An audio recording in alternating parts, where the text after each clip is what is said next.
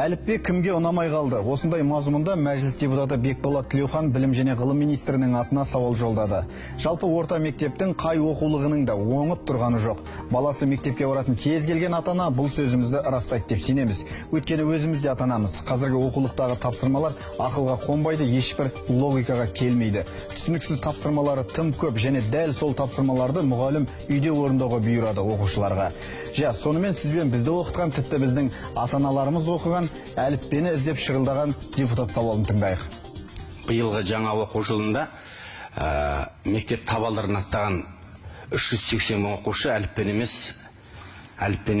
әліппемен емес сауат ашу оқулығымен аттады. 1910 жылы алаш ардагері Ахмет Байтұрсынұлы басып шығарған, ғасырдан астам уақыт миллиондаған жас өркенге оқу жазуға үйреткен, қазаққа азық болып келген, тілі жеңіл 105 жылдық тәжірибеден өткен әліппе неден тәрік болды, неден жазықты болды? Ерлан Кенжеғалиевич. Ал оның орнын басқан сауат ашу дейтін бар кітап, мынау жай аттаймын кітап. Сауат ашу ол орысша айтқанда ликвидация безграмотности деген сөз, аудармасы. Ол жас өркен сәбиге емес, буыны қатқан адамға арналған сөз, сондай реңктегі сөз. Славян халықтарының буквары 1618 жылы жарыққа шыққан, 4 ғасырға жуық тарихы бар.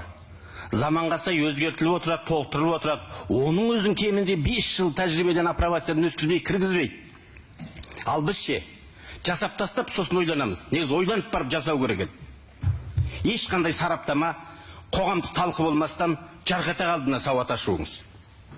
Сондықтан да шикі, бағдарлама ауыр, іші толған қайшылықтар бір әріпті үйренуге 4-5 сабақ арналған, бала деңгейі ескерілмеген, ата-ана да наразы, мұғалім де наразы, қоғам да наразы.